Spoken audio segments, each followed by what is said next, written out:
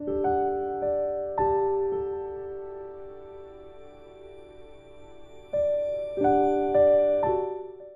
말씀의 제목이 있습니다. 우리 같이 찬송을 하겠습니다. 도망치지 말고 돌이켜라. 네, 도망치지 말고 돌이켜라. 누구의 모습이겠습니까? 요나의 모습이죠. 요나의 모습. 여기에서 요나 그랬더니 어떤 부흥사님은 요나라고, 바로 나 자신이라고 이렇게 표현하시는 부흥강사님 배웠습니다. 여러분, 니느웨가 이제 다가올 멸망으로 인하여 어려운 처지에 이르렀습니다. 이제 40일이 지나면 그 큰 성읍 니느웨가 멸망당하게 되는데, 사람뿐만 아니라 짐승까지도, 육축까지도. 자, 이와 같은 상황에서 성경 말씀 3장 4절에 보니까 뭐라고 그랬어요? 우리 3장 4절 말씀 같이 읽도록 하겠습니다.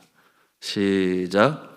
요나가 그 성읍에 들어가서 하루 동안 다니며 외쳐 이르되 40일이 지나면 니느웨가 무너지리라 하였더니. 40일이 지나면, 40일이라는 숫자가 성경에 여기저기 많이 등장하죠. 40일은 구약 시대로부터 전통적으로 그 이유가 있으니 무언가 새로운 일을 시작하기 전에 철저하고 완벽하게 준비하는 기간으로서의 40일인 것입니다. 완벽하고 철저한 준비 기간 40, 그 숫자가 그러하다는 것입니다. 대홍수 심판 때 40일 동안 주야로 비가 내렸습니다. 무엇을 준비합니까? 새 시대를 준비합니다. 그러기 위하여 이 일에 부름받은 자는 아주 철저하게 그 마음을 새로이 준비하고 다짐합니다. 자, 그런가 하면 시내산에서 모세가 40일 동안 또한 금식하며 무엇을 준비합니까? 이스라엘 백성과 하나님과의 그 관계가 언약의 백성으로 다시금 거듭나기 위하여 하나님께서 십계명을 주시고자 하시는 거죠. 그럴 때 부름받은 자, 바로 이 모세는 철저하게 기도하고 준비하는 모습을 우리가 보는 것입니다. 또한 가나안 땅에 들어가기 전에 40일 동안 정탐꾼을 보내요 정탐하게 합니다. 왜 그렇겠습니까? 약속의 땅에 들어가기 전에 40일 동안 철저히 살펴보고 또한 믿음을 세워 준비하라, 그런 뜻으로 주신 것입니다. 예수 그리스도께서 광야에서 40일 동안 금식으로 기도하십니다. 마찬가지 이유지요. 공생애의 시작을 위하여 철저히 준비하시는 모습이라 할 수 있겠습니다. 이와 같은 모습들이 성경에 많이 나타납니다. 40일 후에 멸망당하리라. 니느웨 백성들에게 40일의 기간을 줍니다. 철저히 회개하고 돌이키면 하나님께서 살려주시겠다. 또한 그 모습을 미리 요나를 통하여 알게 하시고 선포케 하심으로 그 마음의 준비가 있어야 됩니다. 그런데 요나가 하나님의 명령대로 니느웨로 가지 아니하고 다시스로 가는 배를 타게 되었습니다. 그렇다면 우리가 생각해 보고자 하는 것은 주신 사명을 피해서 도망치는 자, 나는 내 좋은 대로 행할 거야, 이렇게 행하는 자, 하나님께서 가만히 내버려 두실까요? 요나서를 통해서 우리가 배우는 것입니다. 내 좋은 곳으로 가겠다 한다면 하나님께서 어떻게 하서든지 붙잡아서 그 사명 감당케 하십니다. 그런데 급하지 않은 상황이면 주님이 두고 보시겠죠. 그래, 너 어디 한번 네 마음대로 해봐라, 이렇게 하나님께서 내버려 두실지 모르겠습니다. 그런데 급하든 급하지 않든 분명한 것이 있습니다. 그것이 무엇인가 하면 돌이키지 아니하면 결국 하나님께서 혼내켜서 돌이키게 하시고 사명을 이루게 하신다는 거예요. 왜냐하면 그 모습이 하나님의 뜻이 이루어지는 것이요, 또한 사명을 받은 자가 잘 되는 길이기 때문에 본인뿐만 아니라 그 일을 통하여 다른 사람에게도 복이 임하게 되는 것이니 하나님께서 양보하시지 않으신다는 것입니다. 여러분, 이와 같은 모습을 통해 우리는 알아야 됩니다. 돌이키지 아니하여 결국 혼나고 돌이키는 그런 모습 말고 하나님께서 사명 주실 때 얼른 순종하는 모습이 하나님이 기뻐하시는 모습이요, 우리 자신에게도 유익하다. 빨리 돌이킬수록 좋습니다. 우리 하나님은 만홀히 여김을 받으시는 하나님이 아니세요. 내 뜻대로 하나님을 조정할 수 있다? 아니라는 것입니다. 바다의 풍랑이 일기 시작합니다. 얼마나 그 폭풍이 센지 배가 깨지게 되었다. 우리 4절 말씀이죠. 오늘 본문 4절 말씀 같이 읽도록 합니다. 시작. 여호와께서 큰 바람을 바다 위에 내리심에 바다 가운데에 큰 폭풍이 일어나 배가 거의 깨지게 된지라.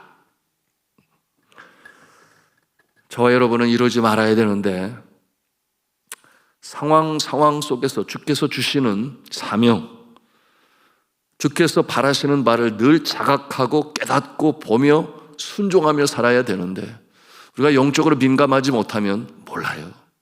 그러므로 자기의 경험과 뜻대로 행합니다.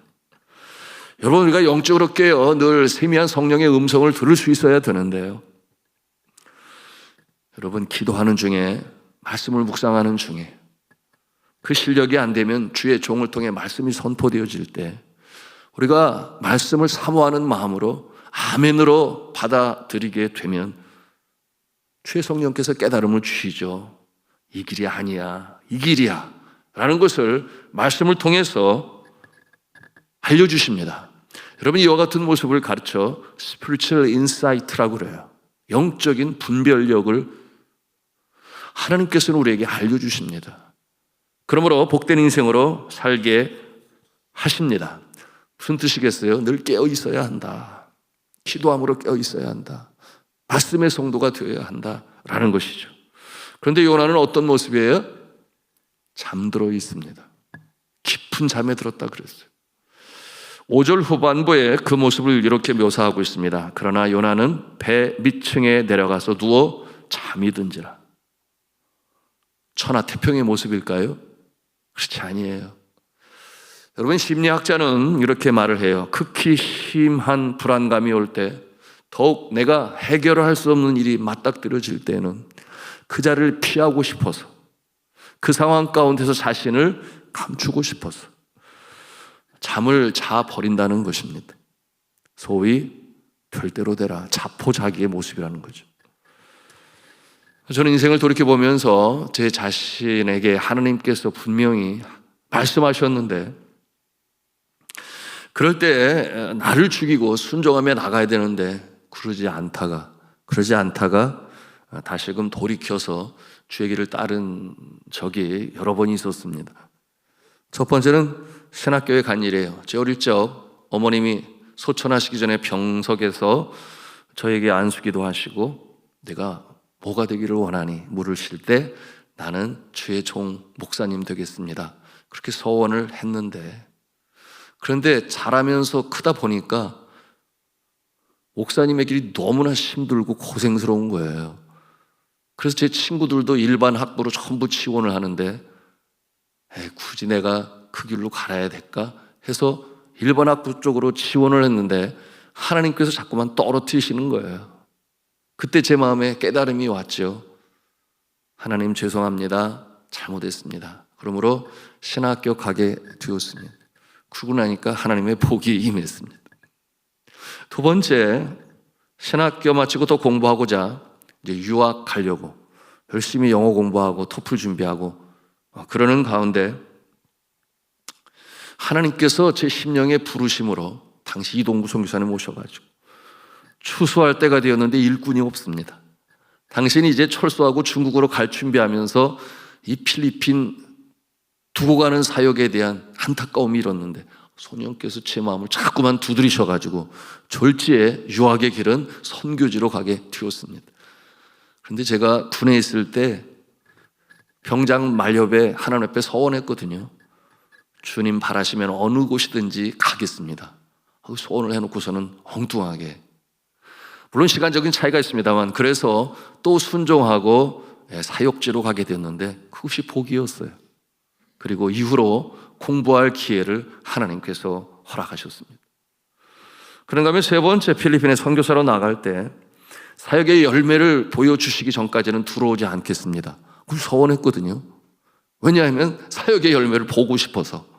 시간이 가도 열매가 안 나타나는 거예요.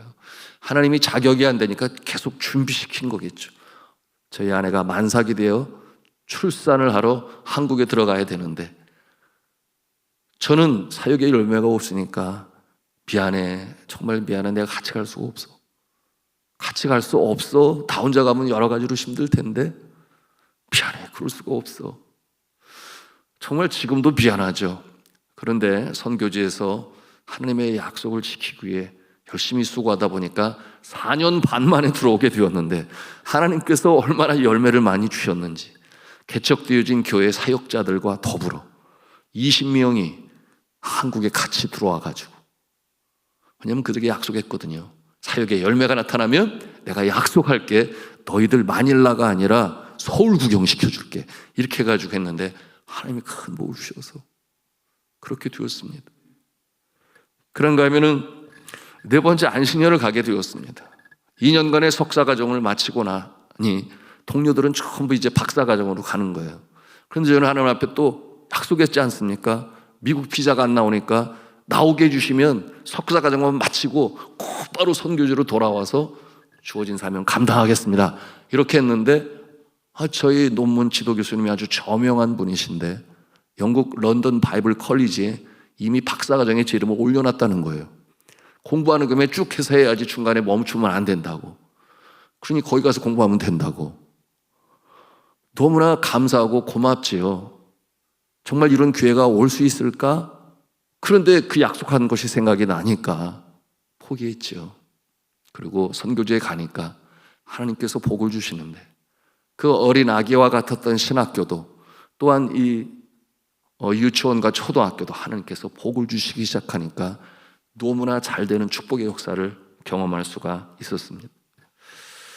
만약에 그때 들어가지 않고 영국으로 갔다고 한다면 그 어린아기와 같은 신학교든 또는 유치원과 초등학교도 어떻게 어느 길로 갔을지 정말 장담 못하는 상황이었거든요.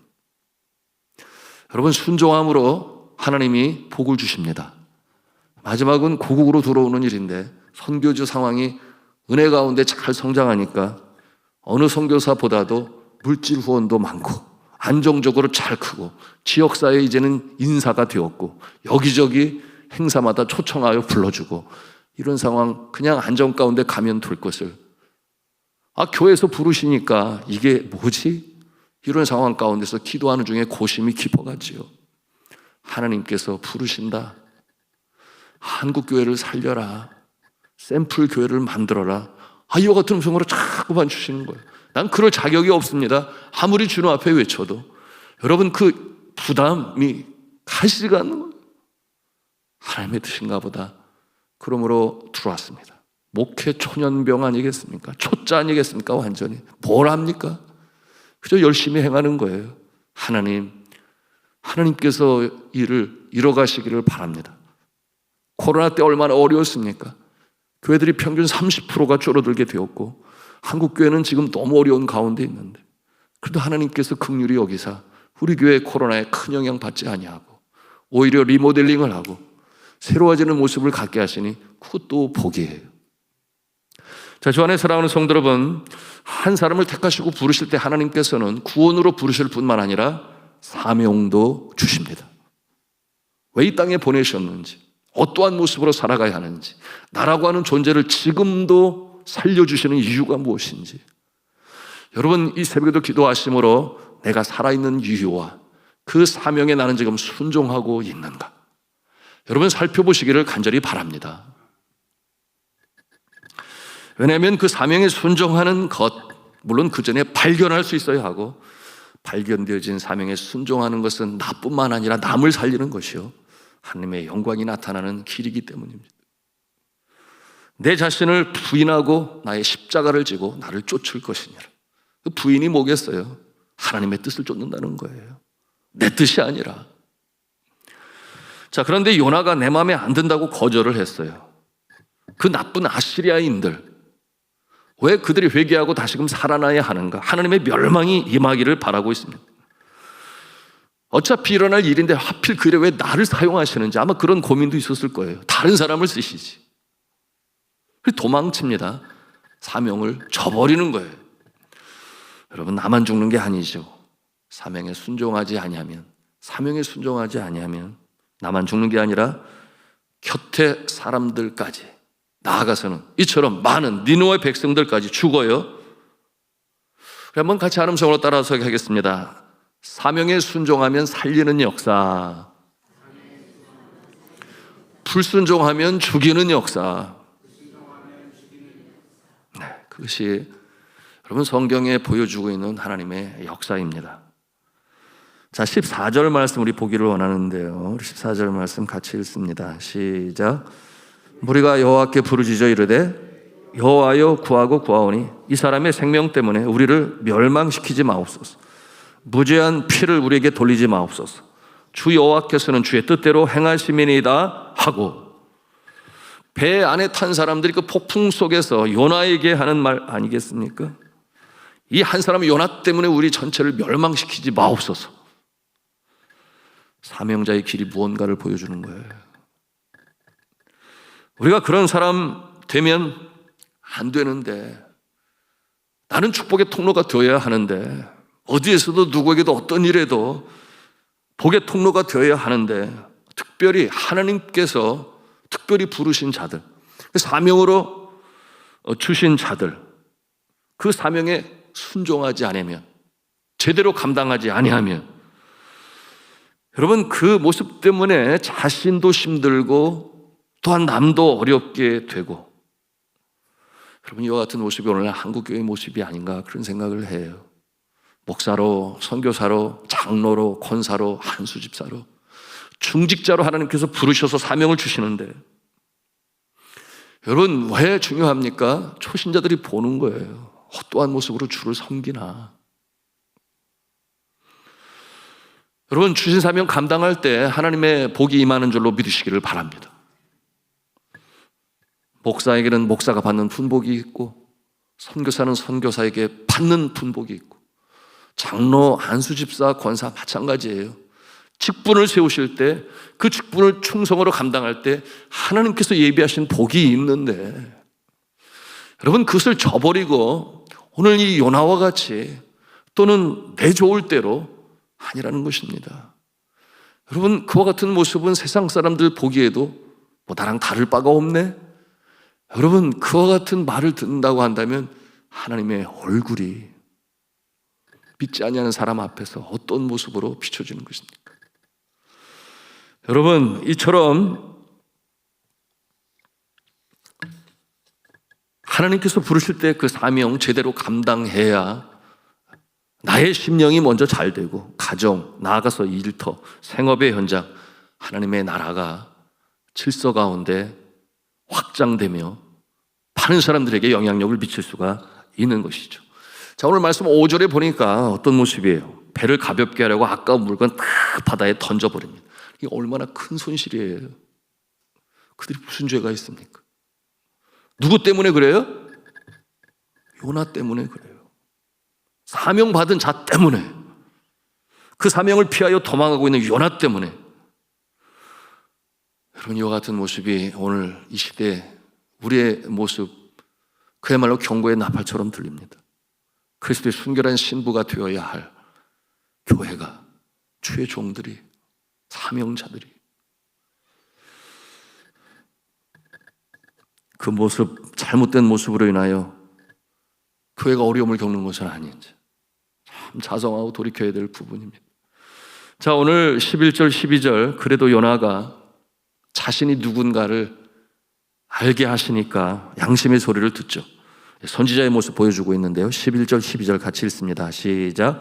바다가 점점 흉용한지라 무리가 그에게 이르되 우리가 너를 어떻게 하여야 바다가 우리를 위하여 잔잔하겠느냐 하니, 그가 대답하되 나를 들어 바다에 던지라. 그러면 바다가 너희를 위하여 잔잔하리라.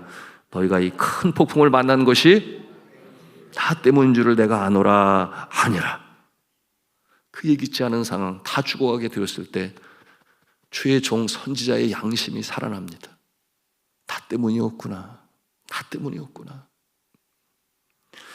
선지자의 양심이 살아납니다.